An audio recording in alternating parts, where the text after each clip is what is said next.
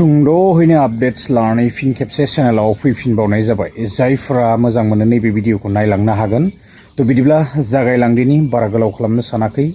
बयबो मिथिनो मोनखानाय आरो जोङो नेनानै दङमोन, नङा होमबा?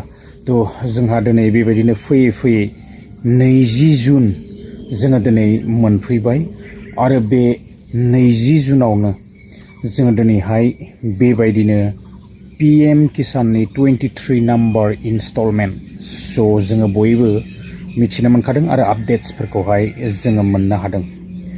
दा दिनैनि दिनाव जोङो रांखौ हाबगोन होननानै जोङो बयबो नेनानैनो दंखायो। दा जोंहा बेबायदिनो 10 बाजिनाय लोगो लोगो ना थ' एकाउन्टआव निस्सय फैसाया क्रेडिट जागोन जानांगौ। थ' जोङो नेनानै थानि आरो बयनाबो बेबायदिनो FTO प्रसिडा ES जाखाबाय जानांगौ आरो गोबांफ्रानो नामफोरखौ चेक खालामनानै लाखादों सोर सोरनिया दङना। थ' दा बिदिब्ला जोङो दिनैनि दिनाव मोननो थांगासिनो दङ।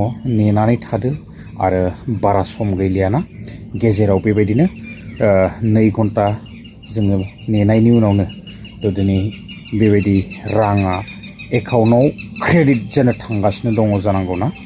निस्सय बयबो मोनगोन आसा खालामदों।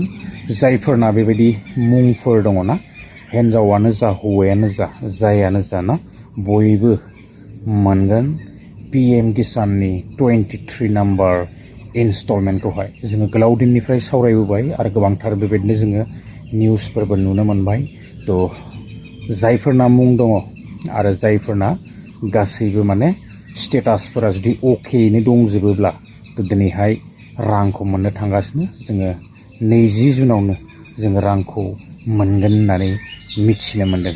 थ' बिदिब्ला गोलाव खालामनो सानाखै रायजोफोर, दिनैनि भिडिअआ बेसेखिनियानोमोन। जोङो नेनानै थानि आरो फैसाया एकाउन्टआव हाबोब्ला आरोबाव दा बेलासिनि समाव खनसेबाव आङो भिडिअखौ लानानै फैफिनबावगोन। नेक्स्ट भिडिअ लोगो मोनगोन। गोजोन्थों, बाय बाय।